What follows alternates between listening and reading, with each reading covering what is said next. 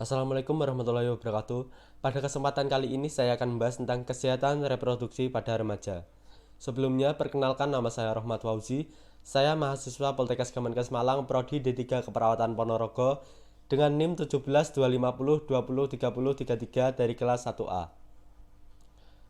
Pokok bahasan kita kali ini yang pertama, konsep remaja, yang kedua, pertumbuhan dan perkembangan remaja, yang ketiga, menstruasi, mimpi basah dan masturbasi, yang keempat, pemeliharaan organ reproduksi, yang kelima, seksualitas remaja, yang keenam, penyimpangan perilaku seksual, yang ketujuh, konseling kesehatan reproduksi remaja. Konsep remaja. Kata remaja berasal dari bahasa Latin adolescent, berarti to grow atau to grow maturity. Banyak tokoh yang memberikan definisi remaja, seperti De Bruin mendefinisikan remaja sebagai periode pertumbuhan antara masa kanak-kanak dan dewasa. Badan Kesehatan Dunia atau WHO memberikan batasan mengenai siapa remaja secara konseptual. Dikemukakannya oleh WHO, ada 3 kriteria yang digunakan, biologis, psikologis, dan sosial ekonomi, yakni yang pertama, individu yang berkembang saat pertama kali ia menunjukkan tanda-tanda seksual sekundernya sampai saat ia mencapai kematangan seksual. Yang kedua, individu yang mengalami perkembangan psikologis dan pola identifikasi dari anak-anak menjadi dewasa. Yang ketiga, terjadi peralihan dari ketergantungan sosial ekonomi yang penuh kepada keadaan yang lebih mandiri. Pertumbuhan dan perkembangan remaja. Yang pertama, pertumbuhan fisik. Pada fase remaja awal, 11-14 tahun, karakteristik seks sekunder mulai tampak.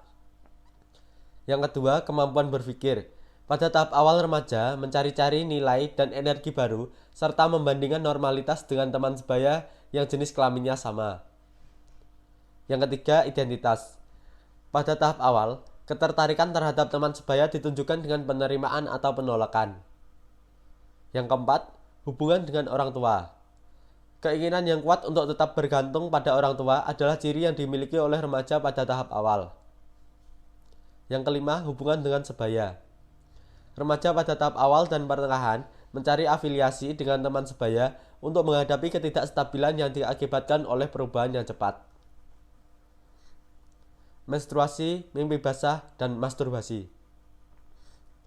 Menstruasi atau haid adalah perubahan fisiologis dalam tubuh wanita yang terjadi secara berkala dipengaruhi oleh hormon reproduksi.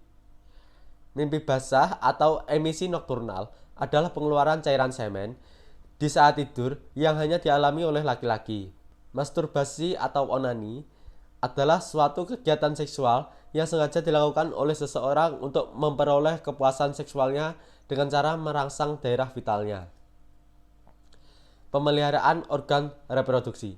Pemeliharaan organ reproduksi pada remaja perempuan yaitu pembersihan vagina, mengganti celana dalam dengan teratur, selalu mencuci tangan sebelum menyentuh vagina, memilih celana dalam, mencukur rambut kemaluan.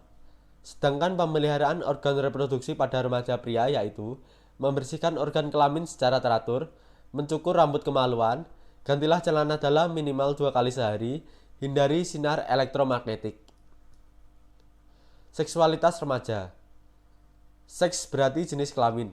Segala sesuatu yang berhubungan dengan jenis kelamin disebut dengan seksualitas.